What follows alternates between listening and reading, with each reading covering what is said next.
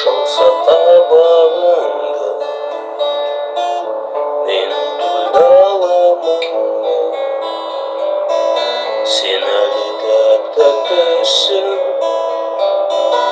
арманым бала күнгі білсең де сезбеуші едің жанымның өртенгенін қоятын жіпсіз байлап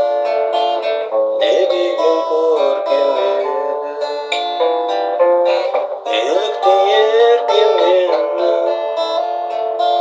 не деген көркем еді сыр толы жанарыңды сағынып хабарыңды жүрегім күтуде әлі жырыма жауабың